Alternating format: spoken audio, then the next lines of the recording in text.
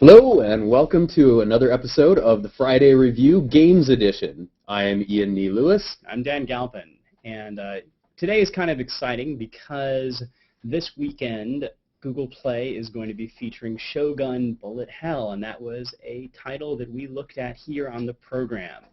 So I guess the point of that is that, one, keep nominating stuff. It does matter, and we'll make sure that if something looks awesome, that teams look at it.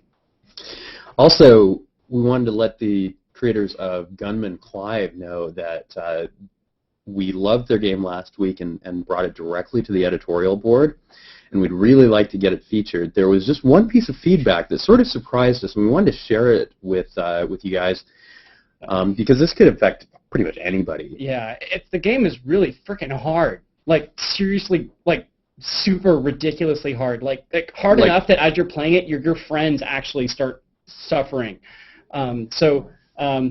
Yeah, it's. So, I thought it was actually just your BO, but okay. No, that was the Gunman game. Clive. That was a Gunman Clive. So basically, okay.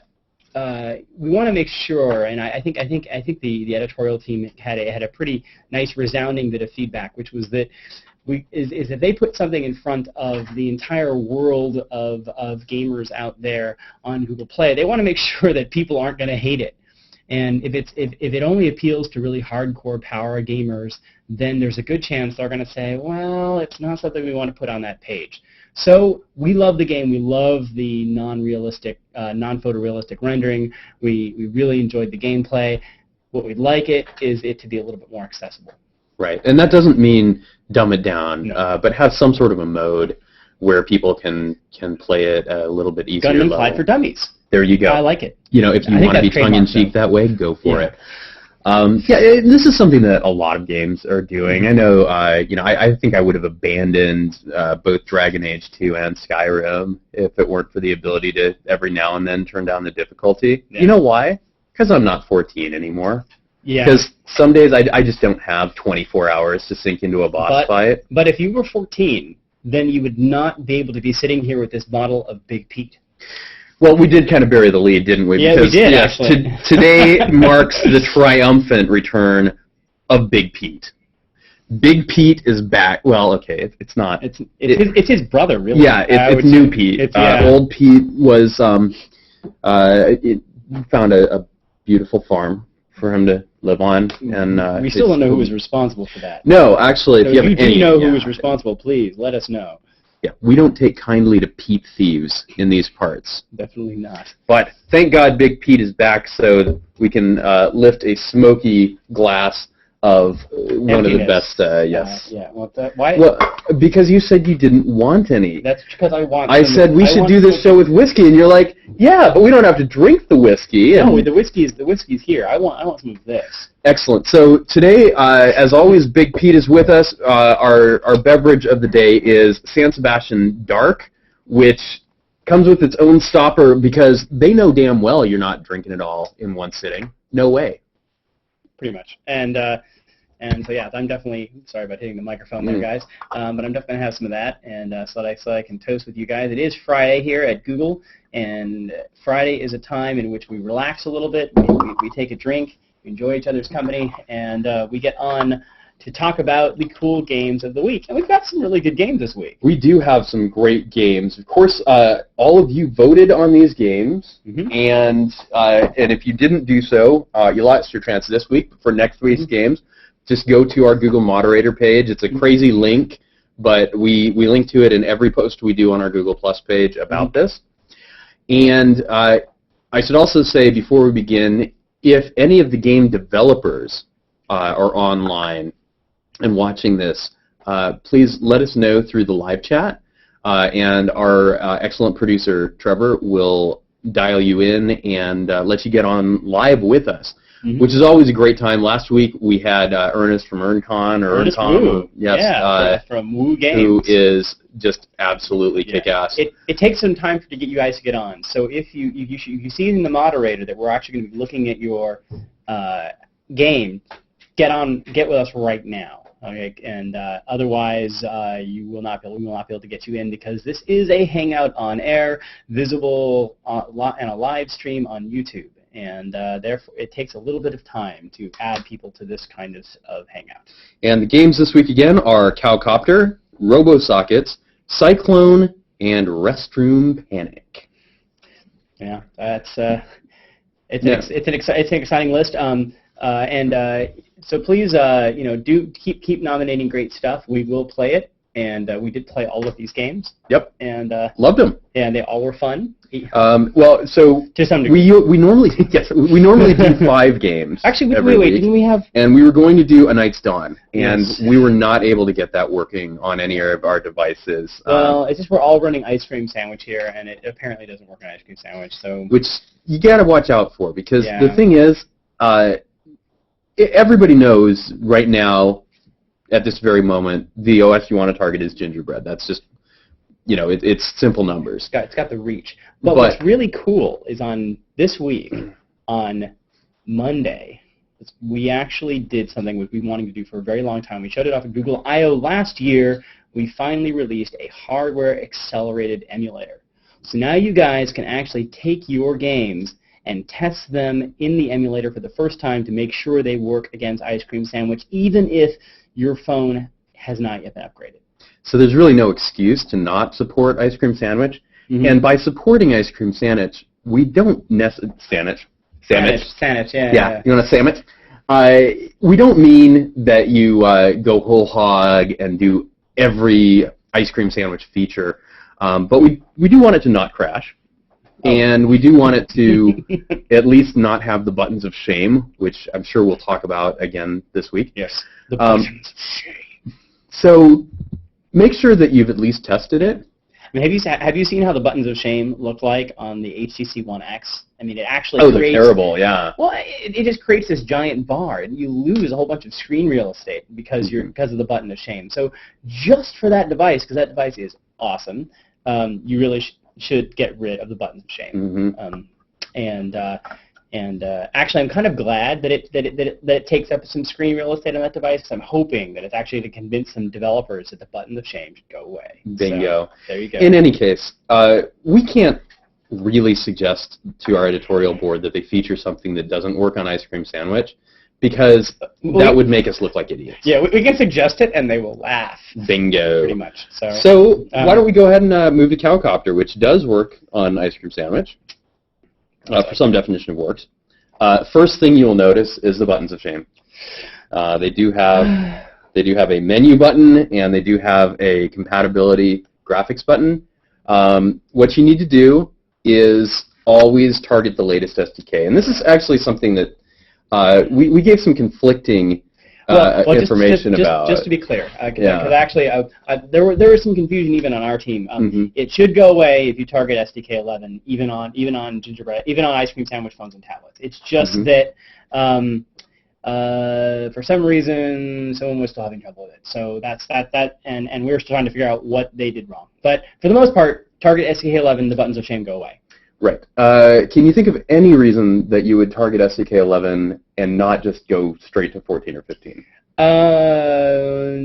No, not really. Actually, you would get hardware acceleration automatically if you did that? Yeah, so the one thing as a game developer, especially if you're using OpenGL, you want to, and I actually want to flip this over so that we actually are ready to display this. I just do that, I think. No, good job. Yeah. So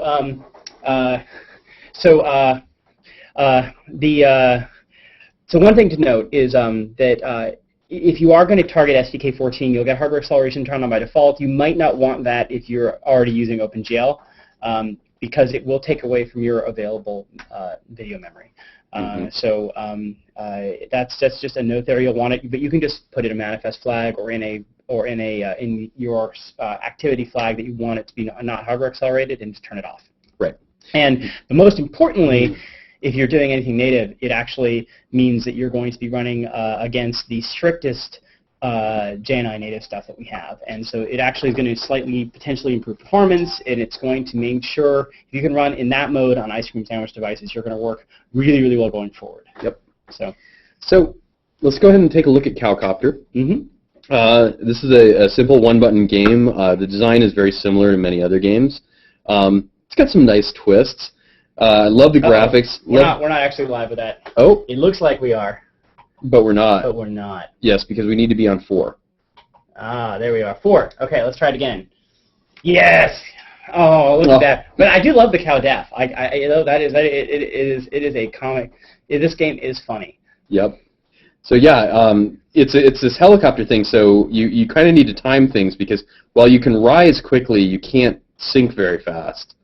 It's actually a very challenging game. If you try to get all the stars, I don't even think it's possible to get all the stars. Mm-hmm. There's also a few things that I'm not sure what all of the goals are. Like, obviously, getting stars is important. Hitting rocks is bad. Hitting birds is bad. Right. Although there are bowls around with little roses that mm-hmm. I think want to become romantically involved with my copter-laden cow. Right. But I can't figure out how to seal the deal. Well, you know, copter-laden cows are awesome. So, but yeah, and the birds are angry, so don't hit them.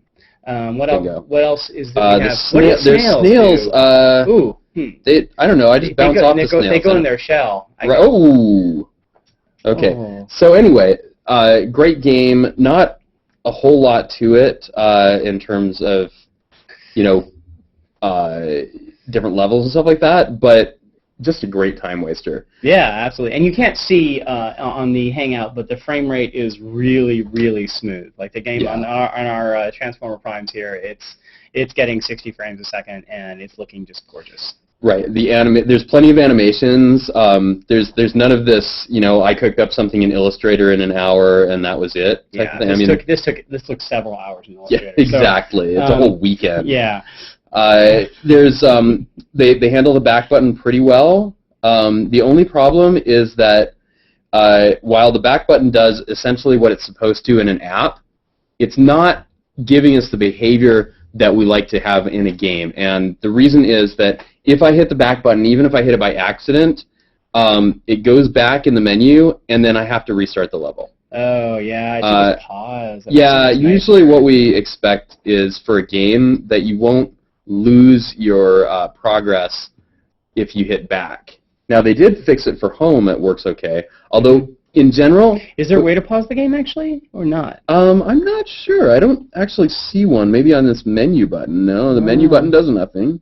Oh, no, it does pause. Okay. Yeah, it pauses, because the menu actually has a menu, so it pauses because it has a menu at all. Yeah, exactly. We would suggest that for a game, don't feel like you need to use the built-in Android menu. We're phasing it out anyway, and especially for a game, it usually detracts from the immersiveness of your experience. One of the really cool things you can actually do, which people have done, if you don't want to actually rewrite all the menu code, you still want to use the menu on older devices, what you can actually do is put a button that activates a translucent action bar that pauses your action.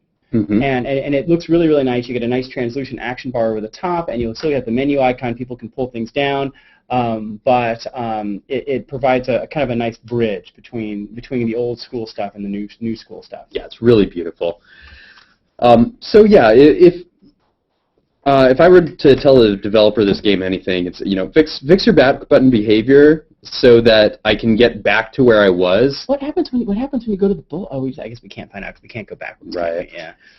Also, when I hit home and then go back into the game, it starts me off where I was, which is great. Yeah. But no, it isn't. It sucks. I'm usually going to die. Death. Yeah. Right. So it means cow death. That's what and no one likes cow death. Right.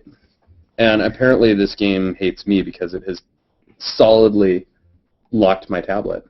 Wow, that's cool. Do not know how that happened. Let's see if unplugging the HDMI. No. No. See, I knew I should have had the backup tablet here. No. Well, you got the backup phone. I do have the backup it is actually phone. Hardcore stone cold rebooting my tablet. Wow. So. Okay. I'm not sure if we can actually blame that on Copter. But I'm going to. Yeah, sure. So let's go to the next game. We're actually going to use our phone, and I'm going to get it situated in front of a really old school camera so we can take a look at it. And this game is Cyclone 2000, and both Ian and I had really, really high hopes because what we were told was combination of like Tempest 2000 and something else. And as soon as I heard Tempest 2000, I was like, that's awesome because that was written by Jeff Minter, and he's like one of my heroes. And the game is I pumped so many quarters into that game. But anyways, when I was a kid. I loved Tempest, but Yeah. it turns out there's more a combination of Tempest 2000 and something that isn't quite as good as Tempest 2000. Yeah. Not to put too fine a point on it. Well, it's actually the graphics look really, really nice if they're still. But as soon as you realize that what we actually have is just not a lot of animation, took me a long time to find a control scheme that I felt was anything like Tempest at all. And again, it's going to be a little bit hard. Yeah, for those of you who don't remember, Tempest had a rotary control in the arcade. So you actually spun it. Huh. So normally swiping across the pause area actually would cause it to do something, but right now it is not. So I can go here and we try selecting control type and see whether or not reselecting the controls actually makes it happy. It's possible that it did not like being started up in this mode. Let's see, does that actually work? Hold on. I mean, the fact that you have to ask that. Yeah, so that looked like it was just a little bit of a bug, although I can't fire at anything. This is going to make the game very short. So I mean, ultimately, what was cool about Tempest was that it was one of the first games to actually use scalable art. In fact, I think it might have been the first game. It actually had it had a separate chip called a math box on it. So it was actually so they could actually basically do simple transformations on their vector artwork, and of course it was a full-blown vector game in color, which was also really fairly unique at that time. Most vector games were in black and white with a color overlay. The game, I just wanted it so badly to play like Tempest, but it doesn't. And unfortunately, it isn't fun. It feels like a demo, which is cool. Yeah, but a lot of the ways that it doesn't play like Tempest are things that you can't fire either. No, I can't. No, it's weird. Probably could have been corrected with a little more work. So, and the graphics are, I think, meant to be upgraded, but taking a game that was in wireframe and just filling it in with Garo shaded polygons is so 1995. It's not any fun anymore. So it looks like there's actually there are a couple of bugs that happen if you actually launch the game with a different control scheme. So one of the things that the author has done, which I really, really like, is there are lots and lots of different control schemes in the game. The problem is none of them are ones that I actually liked. And I tried them all. I kept hoping that the next one would be one. This one's really interesting. The circular one was one of my favorites. The circular and swipe were both really good. But it looks like if you actually start the game up in one of these modes, it's having trouble. At least on our devices. So, but yeah, it's part of it's just that there's no animation. There in the original game, the guy actually animated all the way around. It was all wireframe. He crawled around the outside. Yeah, there was really a personality to these weird geometric shapes. It's kind of missing. Most importantly, it made you feel like you weren't actually just on a grid. Like you actually could be in the middle of those little places, and it was smooth. And I think that's a lot of what made the original game kind of fun to play. And I'm a huge fan of the original game. We actually have a Tempest in here at Google in our Building 44 arcade, and so I have been known to go off and sneak off there and do user interface reviews on it. You have given them some great feedback over the years. Yeah. So I will say the other thing that I love about the original game of Tempest is that you could actually start off on different levels as you played it in the arcade, which is really cool, which I really like. Right.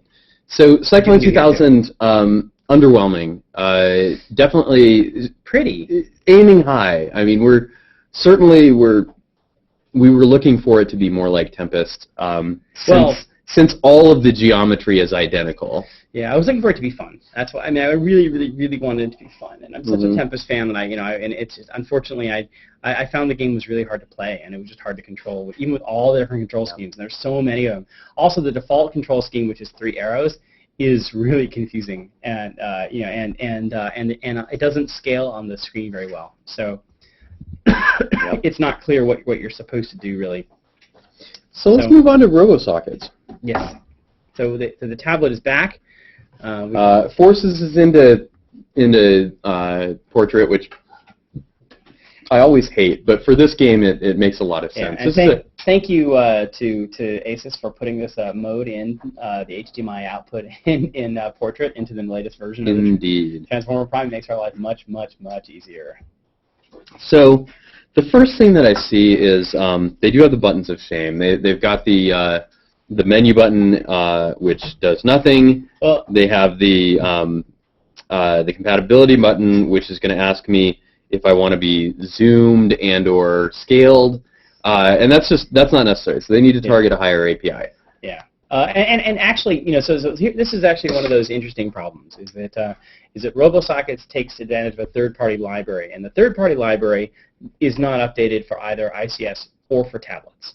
And so while their game actually plays really, really well on Ice Cream Sandwich, it looks really good on tablets, and it plays really well on tablets. The third-party library that does all of the social aspects for their game actually doesn't. And actually, their third-party library requires the button of shame in order to do various things. That's true. So there are ways to try to get around this, but it may be tricky depending on how one has to integrate with a third-party library. But if the third-party library, for example, brings up its own activity, you can make that activity only bring up the button of shame, which would be better. The even better thing is don't use third-party libraries that require the menu button. Try to convince those third-party library providers that one of the things that is a requirement for you is you want to make sure they are compliant with the latest versions of Android. I would love to see this third-party library actually support both tablets and Ice Cream Sandwich. And we're in contact with them. I mean, that's we don't want to ding your application for something that a third party does, but at the same time, we kind of have to. So we try and work with those third parties as much as possible to change these things. Yeah, it definitely reflects poorly on the application, and also this particular, when we tried to do various things in the third-party library, we did run into a bunch of crashes, and again, it reflects badly upon the game in a really unfortunate way. Like it's like that should not be something that we should be running into. The reason you use a third-party library is because it should be clean and it should just work, and you shouldn't have to worry about it. So. Yep. So the first thing that I see on here is I'm confused. Am I playing this? Is it a low-resolution game, or is it intentionally doing like an homage to older games? I don't know. This is one of those things where to get away with, I'm not sure if you can see this on the video feed, but it's incredibly pixelated. To get away with this much pixelation, you kind of have to go all the way and say, yeah, this is a retro game. Yeah. And this one's kind of, I don't know. It feels the title screen looks intentionally pixelated to me. I was going back and forth. Like I feel like it. The more I look at it, the more I think it's intentional, especially the way they've done the highlights on these letters and stuff. But then again, it just doesn't really seem like it fits with the game itself. Yeah, like, it'd be cooler to see higher res artwork with it, and I do. And on the other hand, the animations are incredible. Yeah, beautiful. Yeah. Yeah. So, I don't know. I mean, honestly, I almost wonder, hey, is this like an Amiga port or something? Is this something that you brought over from another? It's nicer looking than most Amiga games, though. So, yeah, I don't know. I don't know. Yeah. We do have the use of Chicago there as a font, which is always fun. Is that what that font is? Yeah. Chicago? Okay.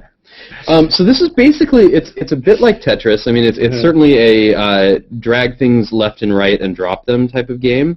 The goal is you want to drop these robots so that they link up, and as soon as you've linked up 5 of them, they disappear. Yeah, they short circuit, I guess. I don't know. I know they blow up. That's cool. I'm not particularly happy about games that kill off robots as a general thing. Humans are one thing, but Right. So in all seriousness, the game is really fun. It's a little bit confusing. The initial tutorial that explains to you how to control things, because you actually aren't. You're only controlling the downward left and right movement of the robot. Well, and you can do a quick swipe to send things straight to the bottom. Yeah. Tetris style. Yeah, downward left and right, but you can't slow things down. Oh, look at me. Yes. Oh, well, at least you can get rid of that guy. Surprise box. Ooh, nice one. No, that's good. Is it? Yeah. Okay. But at least you didn't get one that's what's annoying is when you get one that has absolutely no points other than on the bottom. Oh yeah, that would suck. Yeah. It's like So you can see all of these things. Now, Trevor has a good point, which is that the ads are actually blocking pieces of the game UI. Yeah, and I'm not quite sure why. I'm not sure where else you could put ads in the game. Well, I guess you could put them right here, which would be right, sort of like more. Yeah, it just. I mean, I think without changing the size of the playfield, it would be difficult to move the ads anywhere. And so I'm not sure if this is a pretty wide device, but I was curious if we took it off of HDMI. Does it look the same? When we lose those extra pixels, I don't know. Okay, we're going to switch off of HDMI really quick and just see what happens. No, just scale. Yeah, so it goes do go up a little bit. It goes up a little. Okay, so they don't completely. All right, so part of that's due to the way we're. Plugging in the HDMI on this device changes the size of the visible area, and so the way they've scaled things, it actually moves the ad. The main game graphics scale and the ad doesn't. But this is just bringing a good point. Even with the HDMI cable out, the ad is still in an awkward place. And one of the things people have to do is try to figure out how they're going to integrate advertising if they do. And and this is an opportunity to look at the Chrome of your user interface and try to really make it blend in some useful way. And it's a reasonable way. This game does not do that. Right. And it's a shame because the game looks really beautiful. And it's definitely. I think the more I look at it, the more I agree with you. It's an homage to like the Neo Geo era. It's totally. It's not like full on retro, but it's pretty far back there. Yeah, I'm actually gonna pull it up on my phone. Just take a quick look at it. There's a lot of great animations. I think my favorite thing is when you press the back button on this game. Go ahead and take a look at what happens when I press the back button. So not only does it go to a really nice menu, which is essentially what I love about this is it goes back to the menu where I was before, essentially, keeping the game paused so I don't have to worry about resuming it. Yes. With just a really nice animation. It's beautiful. Yeah, there's the details in this game are beautiful. spectacular. That's part of the reason why it's kind of sad to see the ads be so obtrusive in the design, because the rest of the game is just so beautifully designed. Well, and that's also, I was a little sad to see it so pixelated just because I think this game should be HD. I think it should be, full on 100% HD because all of this art is just gorgeous. So it looks pretty good on a phone. Let me just put the phone version up for you guys. This is all going to be tilted to the sides. So just as you can see, the ads actually do find a much better place on the phone. They actually are above the screen there, and you can also see that that it actually doesn't look nearly as pixelated on the phone, just because of the pixels are so much smaller. This is something we actually see a lot, and I think a lot of it has to do with which ad network you're with, because essentially this ad network has scaled things for a phone form factor, and then they haven't correctly rescaled for the tablet. So, which is interesting because actually the phone that Dan's holding and the tablet that I'm using have the exact same resolution in that dimension, but they have a considerably different DPI. So they've obviously put a little thought into where the resources go, but they're not. This is not attractive. The other thing that's interesting is this phone is actually the Galaxy Nexus is actually shorter than that device even without HDMI. So it's clear that there's some interesting stretching and squeezing going on here. Well, shorter in the sense of the. Correct. Because if you're right. If I go into landscape or a portrait on this device, I've actually got more pixels. You've got more pixels, even with HDMI turned on.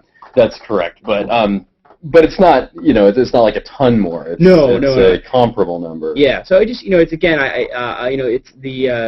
it's trying obviously the game on a tablet and layout and making sure that it lays out appropriately. In this case with a little tiny bit of work it would look much better and it would be much more likely to get featured for tablets. Absolutely. Let's just take a quick break and say what do you think of the San Sebastian? Oh, it's funny. I've just been enjoying it. It didn't hit me the way some of the other drinks that we've Right. Yeah, Right it's here. just, it's a solid porter basically. Yeah, it's nice. Not bad. Yeah. I wouldn't say worth the $12 that I paid for the bottle. The bottle is fabulous. Well, the bottle is wonderful. The Yeah. The bottle is. I'm gonna put flowers in that or something. Yeah, I think so. So the souvenir bottle is definitely the reason to get this particular brew. Okay, so it's sort of like buying a margarita in Vegas or something. Yeah, that's what I would look at it as. Yeah. Okay. So yeah, I don't think that gameplay-wise these guys do anything wrong. Of course, now when we go to their social network, and again, this is a popular social network, and we have nothing against them. Actually, founded by a former Googler, wonderful company. So please don't take any of this as a criticism of the company or the network. But there are some UI issues. Yeah, exactly. We're not expressing an opinion about the company. It's simply looking at what their product is and how it integrates with the tablet and with Ice Cream Sandwich and with phones. So let's go ahead and take a look at the bottom of the tablet screen here. You'll notice an orange bar down there. Now, if you can't read that at home, I don't blame you. I can't read it, and I'm sitting 6 inches from it. This is the tiniest font ever. It says, "I've accepted your friend request." Yeah, so the good news is you can't possibly read my gamer name on there, so that's kind of nice. So you won't all be adding me. Is that your pop punk band name? Yeah, absolutely. Great. No, but in all seriousness, so I pressed that. So first of all, first thing is it's forced me into landscape mode. It doesn't. This must be an HDMI thing, I think, because I think it stayed in portrait mode. Yeah. Okay, so maybe let's not worry about that. Yeah. There are. Now Trevor's reminding us that the screen bottom gets cropped, so you may not have even seen that orange bar. It is a very, very small bar. Yeah. In any case, so now it takes us to the social network, and this is your kind of standard social network. I don't think we really need to say anything about the general UI, except for the fact that I couldn't figure out how to do anything. Okay. And there were a lot of cute girl pictures, more than I would have expected from a game-playing network. But okay. Apparently, that's a demographic they're appealing to. Dame, you are hot, and okay. Let's actually not even show that. Yeah, on this. Please. Yeah. More of a family podcast here. So the main problem that I have is the UI really hasn't been optimized for tablet. The fonts are very, very small. And the layout is much more effective on the phone than it was on the tablet. Yeah, to say that it's not optimized for tablets is being awfully nice. The layout is almost antagonistic to tablets. In every way, this could be such an awesome experience. Especially when you're making a library that goes into dozens of applications. To have that library not know about tablets, not know about Ice Cream Sandwich, not know, this one of the worst things about this particular library is it actually requires the menu key, the buttons of shame, to get to this more function. And the more function allows you to do really useful things, like actually change your account and invite friends and clear cache, which I can only assume works around some of the bugs that we've seen. Right. So this screen was only accessible through the Android menu button, which is a compatibility feature of Honeycomb and Up. It just means that by including this library, in order to make this library actually work correctly, you are forcing your application to actually make an improper use of the menu on Ice Cream Sandwich, and that's unfortunate. So for a lot of reasons, I think that I would love to see them take this social network library, do a beautiful job. There's so much cool stuff you could do by rethinking the social network around the primary function of the network, rather than having all of this just stuff all over the screen. And I think there's a lot of feedback that we can give this developer, and I think we are going to be. I've got an ongoing email with them. The main thing to know as a game developer is that you will be judged by the company you keep. Essentially, when we look at apps that we want to feature, when we have an editorial board, we have a QA board, we have a merchandising board. There are a lot of people that look at your app, and at any stage, your app can be thrown out of that process. we get a lot of applicants and not very many get accepted. Yeah. So minor things or things that don't seem important to you can really make a difference. You know, if you use too much battery because your cloud messaging service is always running instead of politely yielding the CPU, or if you aren't optimized for some of the devices that are popular, like tablet devices or like ice cream sandwich devices. Right. Well, I mean, and also recognizing that our team mostly works with devices that we work on, and so we have a lot of Galaxy Nexus devices. We have a lot of Zooms. We have a lot of Nexus S's. If you haven't managed to test on those devices, there's a good chance that we're going to find it. And or even devices that look now like QA this. does actually test on an entire suite. Oh of yeah, devices. no, we're talking about just the editorial committee is a random bunch of Googlers that are very well tuned to look at things. And let's just put it this way. If you're saying to yourself, well, gee, device N did not sell all that well, so maybe I'm going to ignore it. Think twice if it's one of our flagship devices. Yeah. That's probably all we need to say about that, because I don't want to say that you need to support certain devices, and certainly supporting multiple devices is generally not difficult. Yeah, but I can say that I get we end up getting bashed by our own engineering team if something gets onto that featured list and it doesn't support ice cream sandwich or Galaxy Nexus. I'm going to put it a completely different way, which is that we very frequently have the latest chipsets and CPUs in-house, because we are, we tend to try and make our flagship devices and the devices that we create in Google, the devices that we give out at trade shows or the devices we test on tend to be the latest and greatest. So some of the things that we've seen that people have made mistakes with is not so much even Galaxy Nexus. It's things like Galaxy S2, for instance, was the first iteration of the ARM Mali and the Exynos chipset. Yeah. And a lot of people didn't correctly support that. It was a different GPU. It had some differences as far as texture formats, some driver issues. And yet, not only did we love that device, but the public loved it. It's one of the best-selling Android phones ever.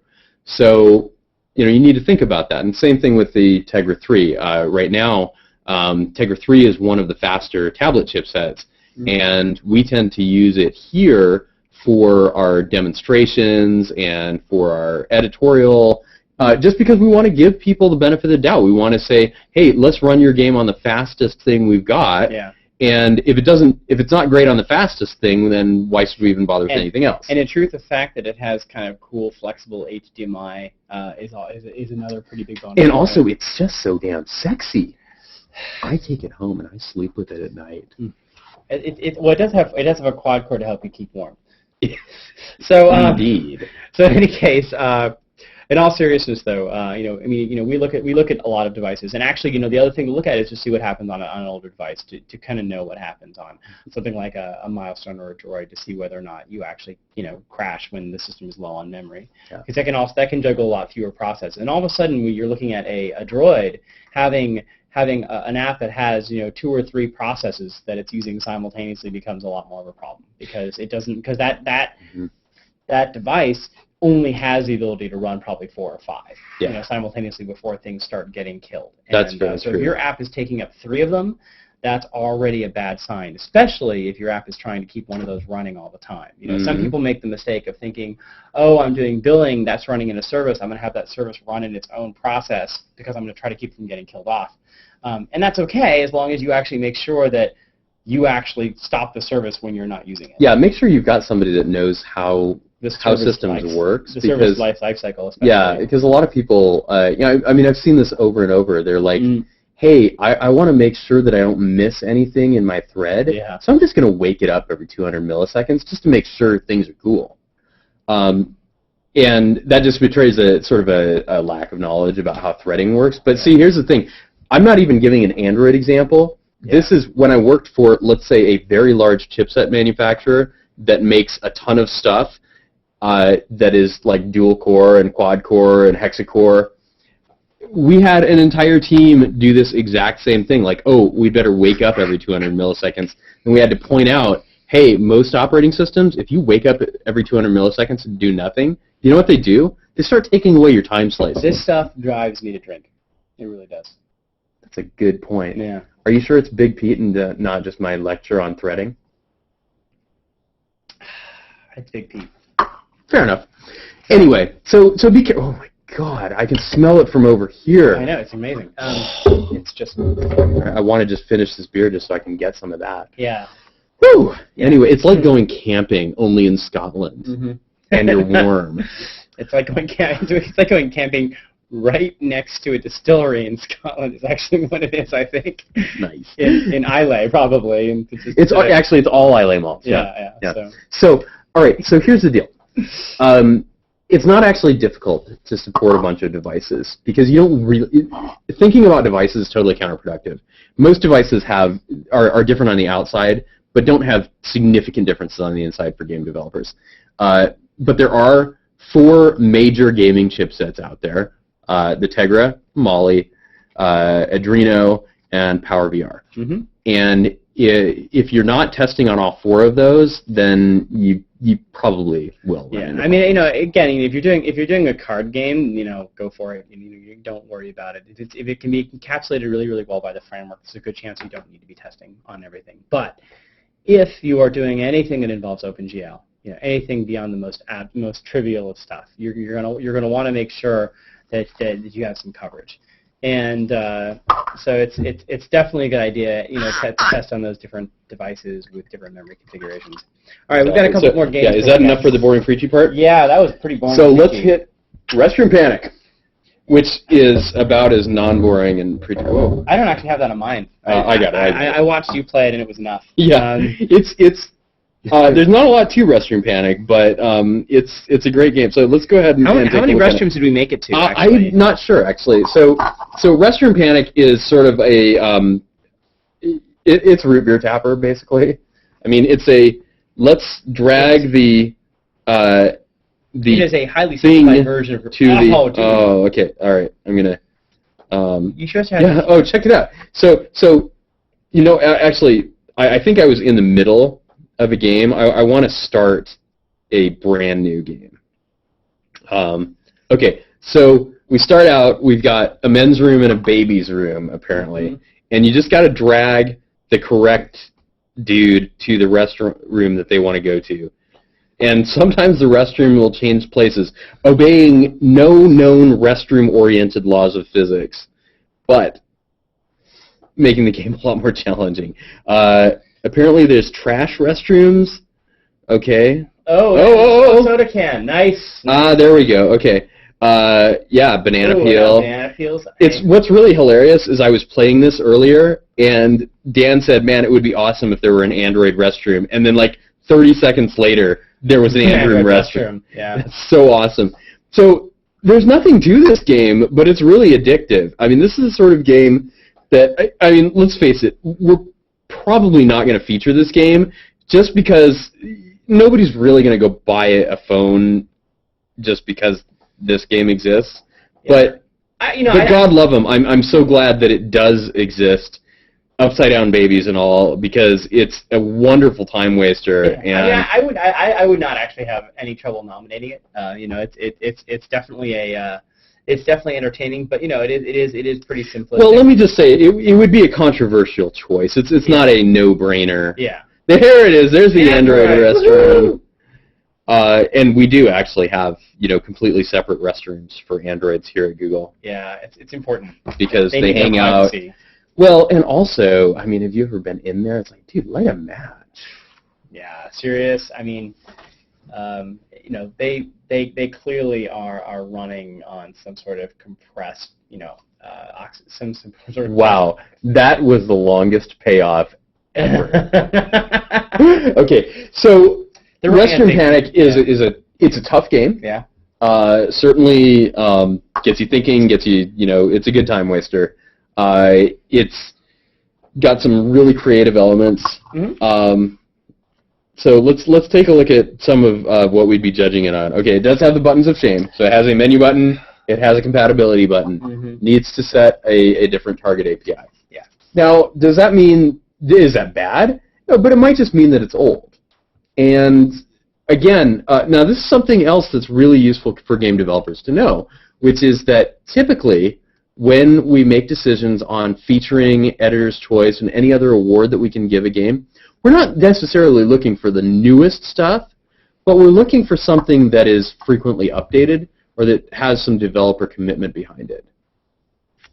So if you haven't set your API level to the current target, that sort of says to us, hey, you kind of abandoned this thing, right? Yeah. What is that? What is that up in the corner next to the ad? Out of curiosity, is that just covering a graphic there? I was trying to figure out. Oh yeah. It's just well, and that's the other complaint I have about this game is at least on this device, we've got, and I think honestly this is a DPI problem. We've got a tiled background. And then we've got these graphics here that look like they ought to be chinks in the tile. Yeah. But you can see they don't line up. Yeah. They're pixelated. And I think they're just actually a different DPI than the background. Oh, yeah. Very you cool. know, I was kind of wondering about that. Yeah, so something to think about. You know, look at your game on some different form factors because I totally want to install it here. Yeah. Or just say, you know, if you haven't thought about tablets, for God's sake, don't say you work on tablets. Just say you don't support extra-large screens. Well, I mean, it's not a good thing. We want you to support extra-large screens, but we want you to support extra-large screens.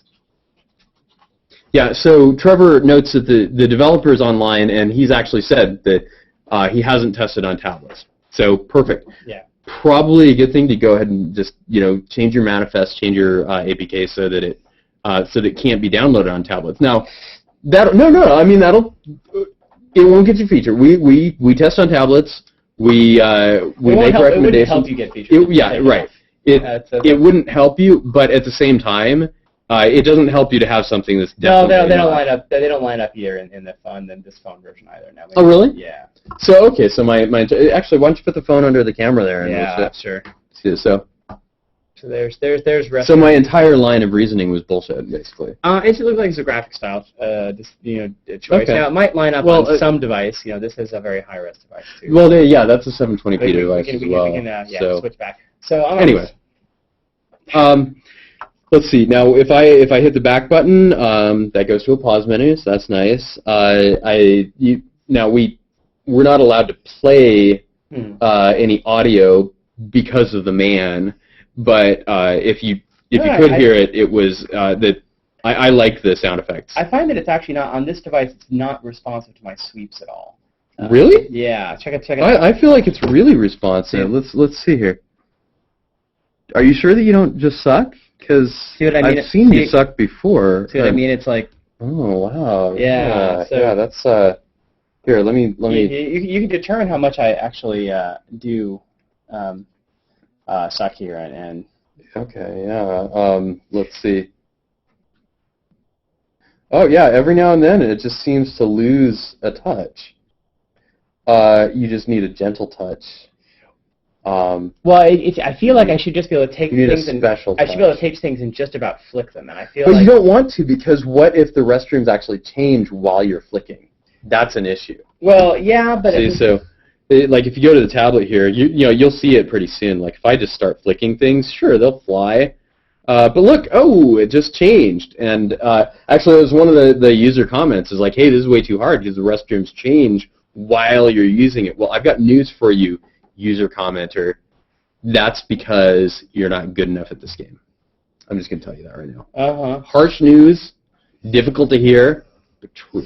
Yeah, I feel like it's still a little more sensitive to my touch than to me not touching things. Like I have to be very, very cautious when I'm actually trying to touch things and move them. So that would be my feedback. It'd be more fun if I had to pay less attention to actually trying to touch things, and got to pay more. Well, that is good feedback. Now I played it on an Asus Transformer Prime, which is about as high end as you can get in the Android market right this very minute. Dan's playing it on a Galaxy Nexus, which is also an incredibly good device. Both of them have excellent touch screens. Dan's experience is that he sucks, and also his touch screen is not quite as good. my experience has been that I'm really good at this game, and also my touchscreen seems to be a little more responsive. So that might be something you want to test out and check and see. A lot of touchscreen games have problems like this, where if the touchscreen characteristics are anything different from what the developer tested on, it's difficult to play. So you might want to test on a couple devices, maybe give some sensitivity parameters to the user, and that'll make people a little happier. In any case, it's funny because I didn't even want to play this game, mostly because Pretty addictive. I have phobia about restrooms. I'm sort of like Seinfeld in that way. I just don't like discussion of anything like that. But as soon as I started playing, I couldn't stop. Why? Heroin. The game's like heroin, is what I'm saying. I was going to say I didn't think that was something you indulged in. So, Keith, do I look like the kind of guy that can afford that sort of thing? You don't look thin enough. Wow, that's a accomplice slur. Yeah. All right. Well, we are just about out of time, and we have got to get to our other drinking commitments for the day. But thank you very much to the developers of Restroom Panic, Copter. I wanted to say Cow Clicker, but I didn't. Copter, Restroom Panic, Robo Sockets, and Cyclone 2000 for making some incredibly great games. We really enjoyed them. We will definitely be nominating some of them. To the Cyclone 2000 developer, we were a little disappointed, but we'd love to work with you to make this a better game, because it has some real promise, and you've done a lot of things right. In any case, thanks once again to everyone who self-nominated, and everyone who voted, and to the crop of people this week who gave more upvotes than downvotes. Yeah. Good job. For actually doing that. We appreciate a little bit of positivity here, definitely. Please, give us some feedback. In fact, I'm going to make a special plea this week. Give us some feedback on our Google Plus feed on Android developers, plus Android developers, because we're thinking about taking this big. We're thinking about doing some blog posts, maybe talking to some of the gaming press, and seeing if we can get our audience numbers up, and literally, taking this thing hardcore to the public. And so if there's anything that is annoying you, or you think is wrong, or think we could do better, please let us know so that we can fix it before we end up looking stupid in front of even more people. All right. Thank you very, very much, everyone, for joining us. Thanks once again to Dan Galpin and the inimitable Big Pete. Absolutely. Who will be our mascot forever. Until someone steals him again. If I ever catch the guy, I swear to God. I hope it's not our boss, because I don't know what I'm going to do then. You're going to leave it at God. Yeah, you're right. Exactly. I'm gonna roll over. Basically. Yeah. All right. Well, anyway, see you guys next week. Cheers. When we'll do another Friday review. And we'll try to suck a little less. Thank you.